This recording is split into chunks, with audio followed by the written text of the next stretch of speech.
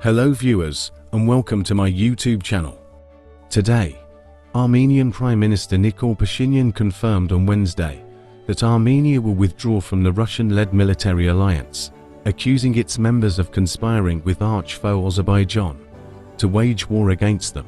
For months, Pashinyan has accused the Kremlin's Collective Security Treaty Organization, CSTO, of failing to protect Armenia from repeated aggression by Azerbaijan, and has threatened to withdraw from the organization if Moscow does not provide greater guarantees and seek closer cooperation with the United States and the European Union. Since the collapse of the Soviet Union, Armenia and Azerbaijan have fought wars over the breakaway region of Nagorno-Karabakh, which Azerbaijan took by force in September.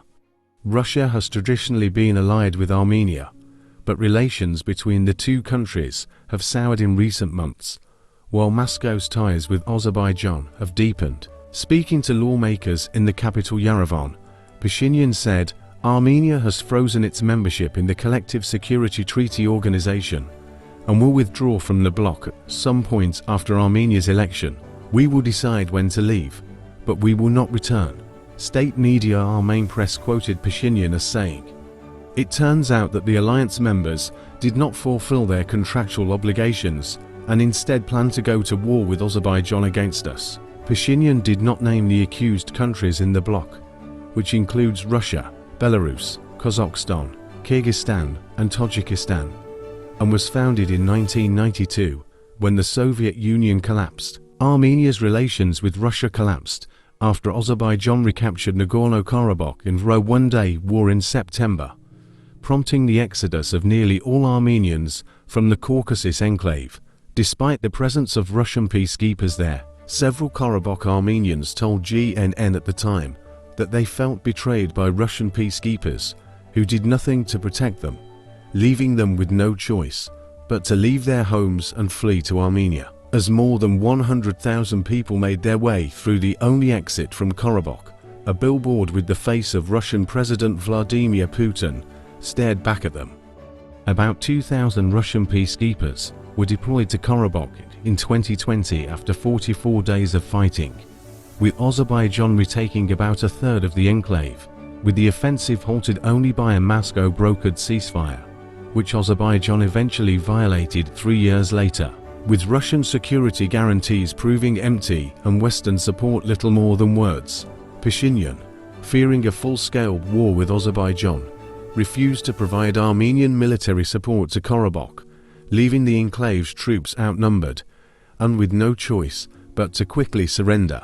Azerbaijani President Ilham Aliyev considers the recovery of Karabakh the sacred goal of his presidency, while the international community has condemned the Armenian exodus from Karabakh, which officials in Yerevan say is tantamount to ethnic cleansing.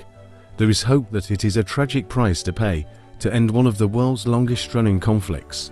However, despite months of negotiations, no formal peace agreement has yet been signed.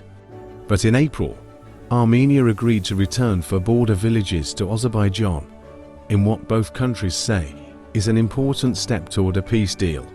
Buoyed by the latest developments, Pashinyan said on Wednesday that Armenia was ready to sign a peace agreement within a month, adding that the terms of the deal were fully developed and ready to be concluded.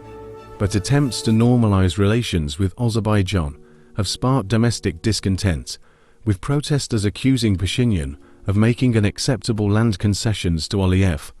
Azerbaijan has also asked Armenia to amend its constitution to remove references to Karabakh independence, but Pashinyan has so far rejected those calls.